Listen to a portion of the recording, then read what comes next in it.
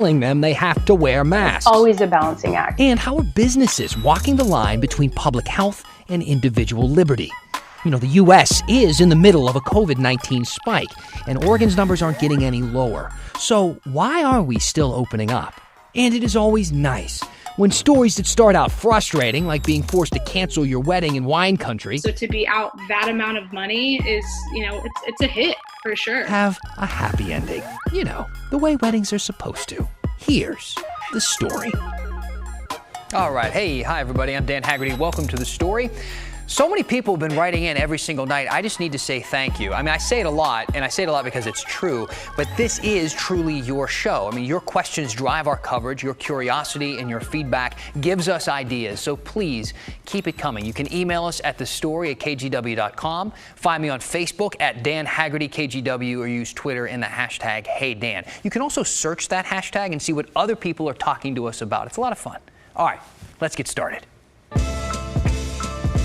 Now, our big story tonight is what's probably not going to be a surprise to you. We're talking about masks. It's the number one thing people keep hey-danning us about, emailing us about, talking to us about. It's become a cultural issue, whether to wear one or not. By the way, you should wear one. That's really not in question at all. But our focus tonight is going to be on grocery stores and how much they're doing or, not doing to make sure customers and employees are wearing masks. Now, the problem is not everyone is wearing one. So our Keely Chalmers found out some employees who come in contact with maskless customers, they're frustrated. To start, it would be more of a request. I am encouraging, cajoling, asking Oregonians to be kind and be smart and to protect their fellow Oregonians. And since masks will be required across both Oregon and Washington, when you're inside a public space, the question of enforcement keeps coming up. And the state keeps sending what sounds like a really mixed message. First, they say you have to wear a mask. It's the law. Then they say, but we're not going to fine anyone or arrest anyone or really even police it at all. They're calling it educational enforcement, whatever that is. Effectively, it's going to be up to the business to enforce the policy. And if they don't, customers and workers can complain to OSHA. But naturally, since it's up to the individual stores to do the dirty work, you could say, we risk dealing with different interpretations of enforcement by companies that have been given almost zero guidance here. Now, if you've been into new seasons lately, you know which side they're tipping on the scales. It's safe to say that new seasons may have been taking the mask wearing the most seriously since the beginning. They started requiring masks back in April, and they're very strict about it. I mean, they won't let you inside the store without one. And when we talked to customers at the time when this first started, they seemed to appreciate that. I think it's a safe idea. I think that it's good to keep the workers safe because they are really doing us all a big favor. I think that they care about people and they're showing it. I think it's a good idea. All right, but it's not the only grocery store, is it? And the question becomes, how many stores are taking the mask thing as seriously as new seasons?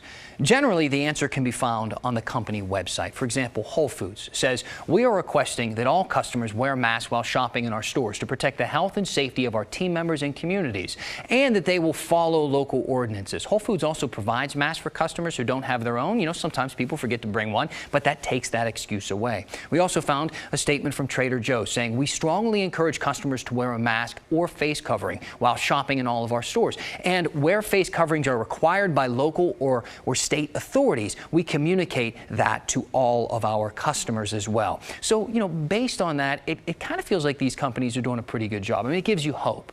But once you hear our quote of the day from the president of the local United Food and Commercial Workers Union, the story does begin to unravel. My members feel like they're being called essential employees, but they're being treated like they're disposable employees. All right, that's Dan Clay. His union represents about 30,000 members in Oregon and Washington. And it isn't just some employees at the grocery stores feeling like their companies aren't taking it seriously. It would take me an entire show to read you all of the emails that we're getting from customers, from our viewers. JW from Kaiser wrote us, I was in Freddy's last week. I saw several customers not wearing masks. Jessica Y asked, hey, Dan, can you please ask Fred Meyer to enforce the mask requirements? And Janet asked, don't they have to comply with state mandates? So we really noticed a lot of confusion stemmed from Fred Meyer and Safeway. So yesterday we reached out to both to get them to clarify their positions on masks. Fred Meyer got back to us and said, quote, "We support and strongly encourage everyone entering our store to wear a mask or facial covering. We are making every reasonable effort to get our customers to comply with local ordinances that require a face covering."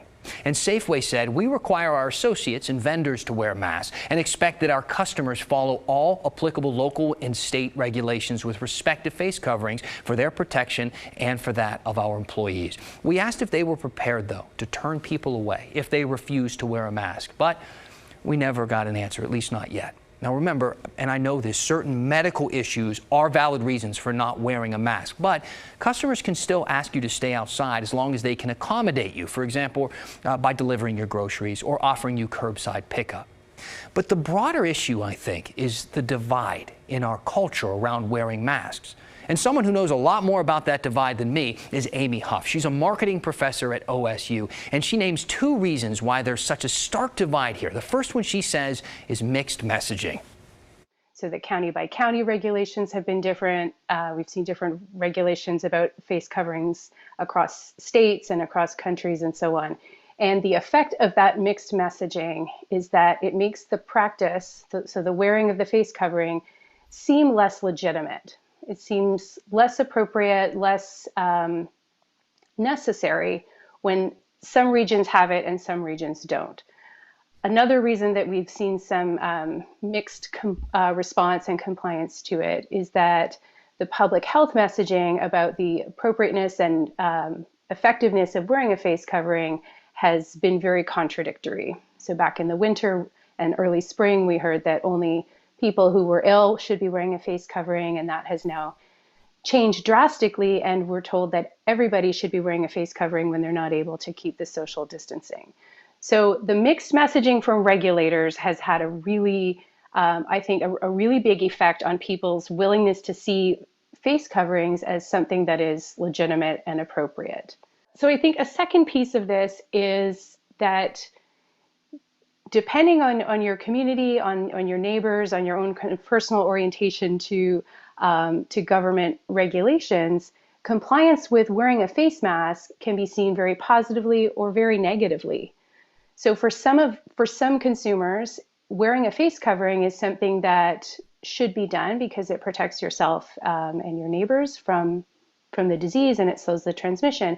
And for others, the requirement to wear a face covering is a strict violation of American individual rights. So we see a lot of variation there, and that has, I think, impeded widespread compliance with mask wearing.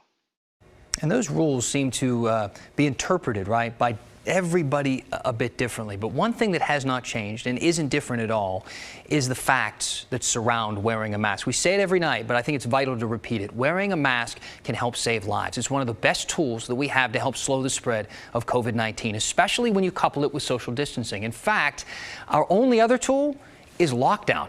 Right? But we don't want to slide back into that. We've seen that happen in other states. In fact, just today, Dr. Anthony Fauci warned Congress that the U.S. could start to see 100,000 cases per day if we don't stop this surge happening across the country. Just because Oregon isn't seeing as many cases as, say, Florida or Texas, it isn't an excuse to be complacent.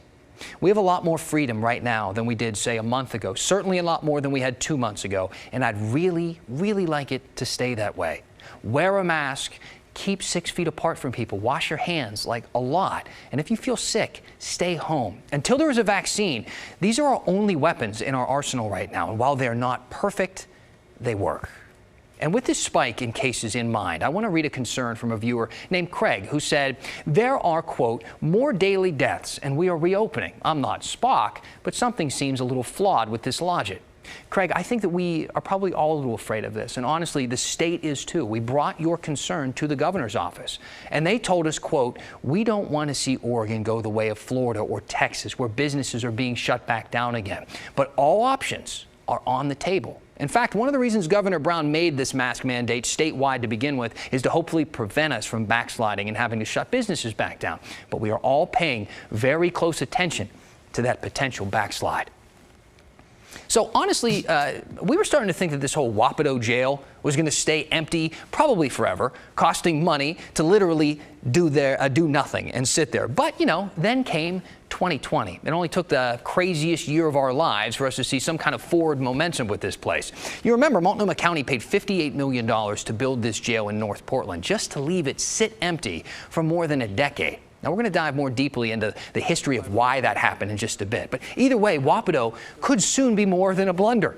In fact, we're learning that this journey that started nearly 25 years ago could finally open its doors in the fall. Here's Maggie Vespa.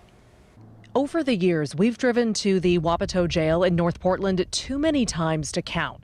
Today, for several reasons. Hi, I'm Jordan Schnitzer. Things are different. We've been working with Helping Hands, the incredible organization that's right now based on the Oregon coast, to transform Wapato into Bybee Lake's Hope Center. That's right. While much of the world remained frozen in time thanks to the COVID-19 pandemic, work on the long empty Wapato jail began and has continued. In fact, a portion of the building is on track to open as a shelter for Portland's homeless by September. All that, according to local developer Jordan Schnitzer, who bought the place from Multnomah County in 2018. His resolve to take it off the county's hands was one saving grace, but he needed help too. Last year, Alan Evans stepped in.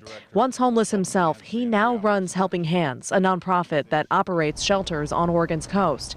They could run Wapato as one too, he promised. The need was big pre-pandemic. Now, with historic unemployment for months on end, it's expected to grow. What we have coming down the road is not going to be fun. There's a lot of people that may have been making it before are not going to be making it now.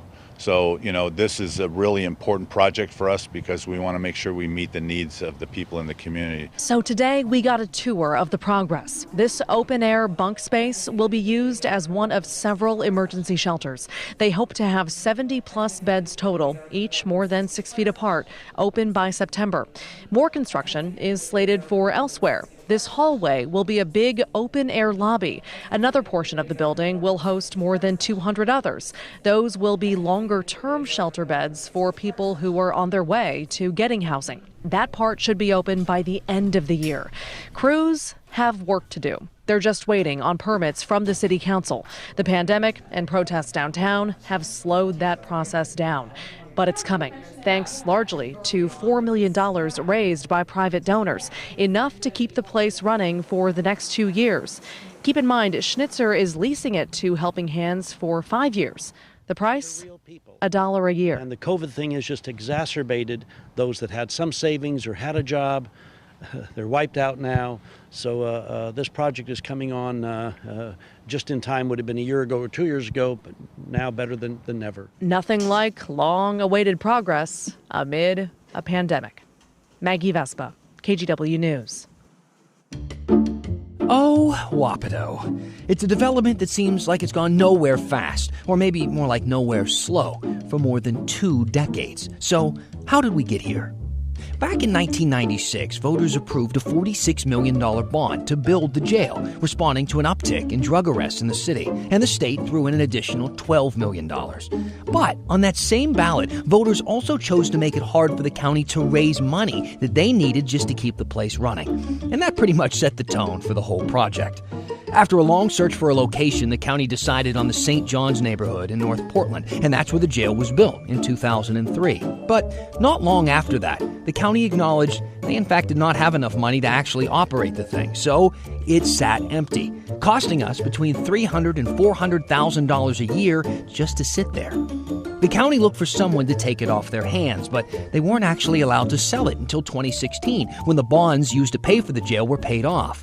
That's around the time people started talking about it being used as a homeless shelter. But the city of Portland decided that that would cost too much to convert the building. So, in 2018, the county voted to sell the $58 million jail for just $5 million, a $53 million loss.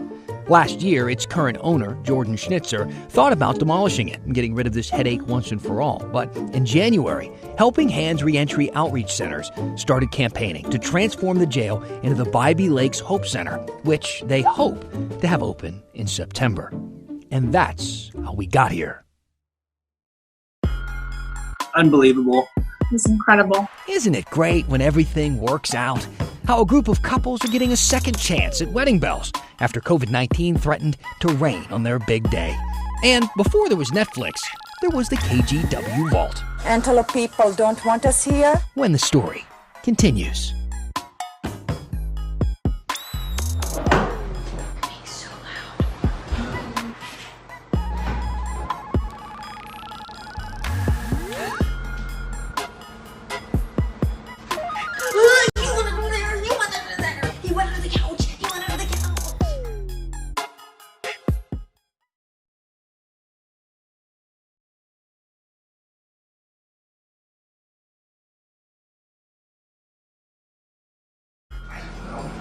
No idea.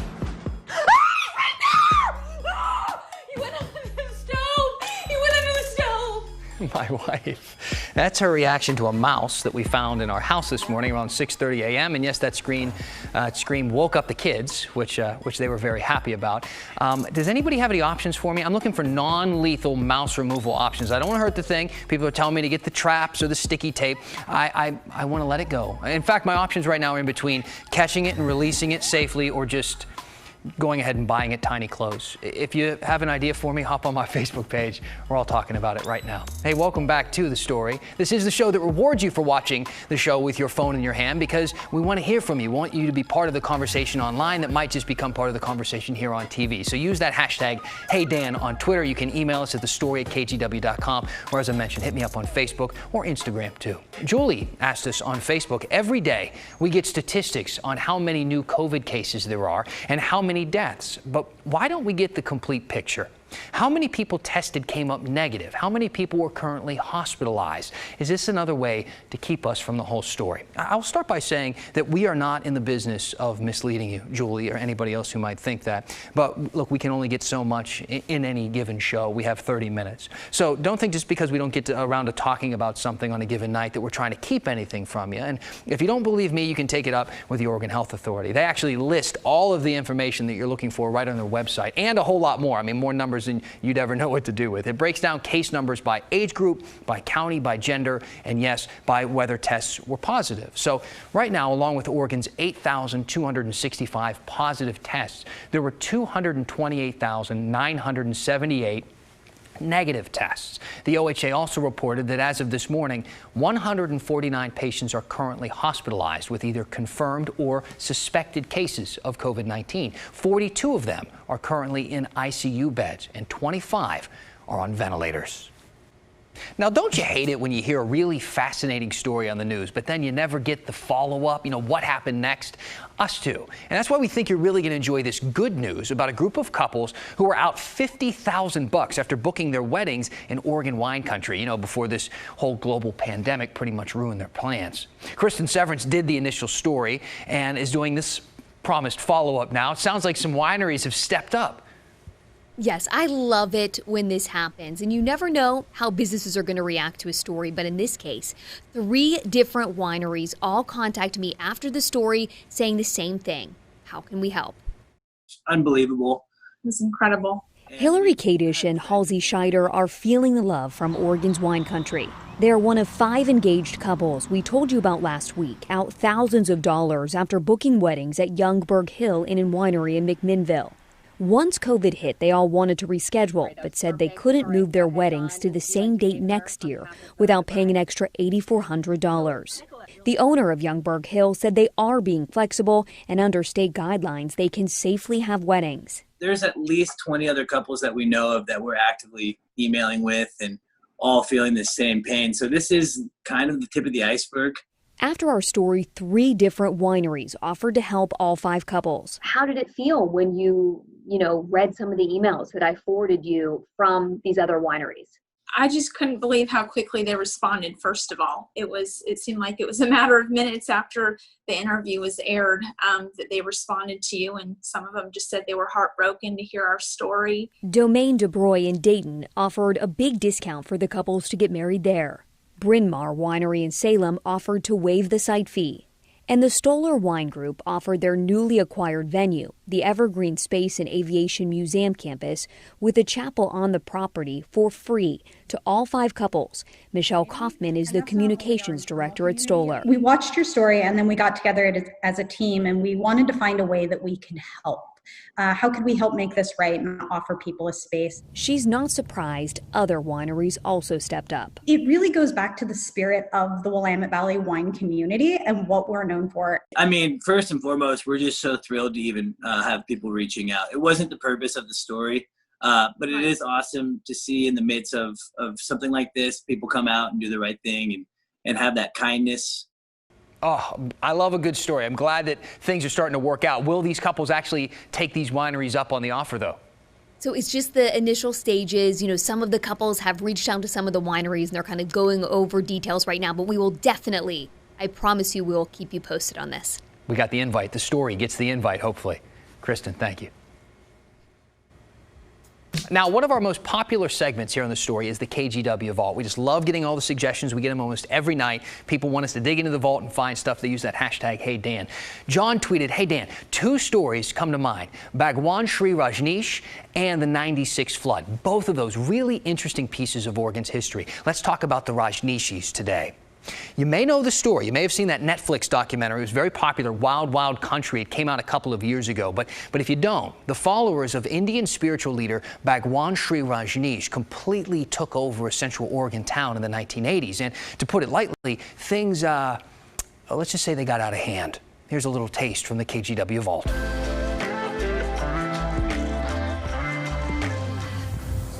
Antelope. There is no antelope today. But when critics want to hit hard at the Rajneeshis and their tactics, they invoke the name of antelope. The Rajneeshis, faced with the possibility of losing Rajneeshpuram in lawsuits filed by the 1,000 Friends and needing a city, began buying the closest one they could find. Well, they have bought the old greenhouse, which is the unknown house, and property on the lower end of town, which consists of about 3 lots or 5 lots, something like that. 7 lots on the other side of town, and they're in the process of buying more, and they bought two lots and a mobile home on it, and they bought the restaurant. Yes, they're strangers to us, and their mode of living is different than we're accustomed to, so it's really hard to tell.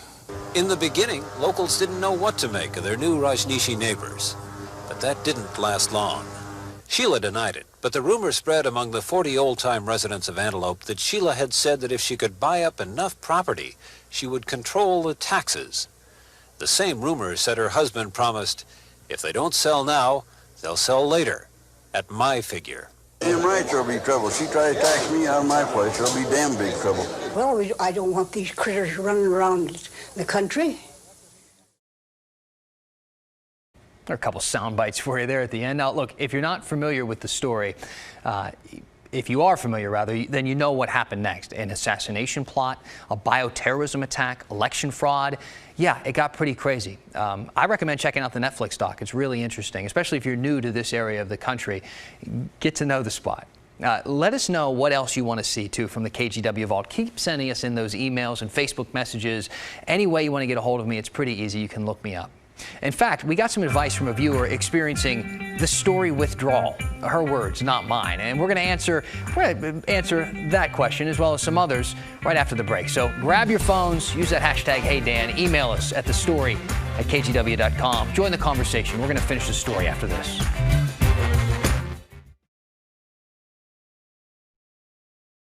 Welcome back. Let's start the comments with this one we got from Donna Blake. She wants to know, so Dan, we are in Fargo visiting my mom. So could you please provide your broadcast here? We're experiencing the story withdrawal. First of all, Donna, I'm flattered, and I recognize your name from some conversations online. I'm really glad you like the show. Donna, the story is wherever you have an internet connection. We stream all of our episodes online when we upload every single one to the KGW YouTube channel. So you can watch us wherever you feel like, whether you're in town or not. And show the story to your mom. Hope she likes it too. We want to get to a couple of comments here. One coming in from Patrick said, "Hey Dan, I just saw the Wapato piece with Maggie, and can I just say, way to go, Bybee Lakes and Helping Hands. Thanks for sharing a great piece of news for the region's most vulnerable." Can you believe that Wapato could finally come to fruition in some sort of way during this year with everything else going on? We're talking about Wapato actually happening. We're going to keep following up on that story with you, but thank you. I'm glad you liked it tonight. A lot of people writing in giving me advice on how to catch the mouse in my house. Garland saying, "You got to buy a cat. That'll fix your mouse problem. I'm allergic." I wish. Maybe I'll just have Zafino's cats come over and I can go away for the weekend and they can just hunt it down. And then Wayne said, "Great story about the local wineries helping those people out, the people who couldn't get a deal going at the place that they had it at because of a COVID scare." We're happy that a lot of people are finding ways to settle some things during all of the chaos that we're experiencing. Hopefully we can be a conduit for you to kind of give us your concerns and know what's going on in this community. Keep that coming. Use the hashtag HeyDan. Thanks for being with us on the story tonight. We'll see you back here tomorrow.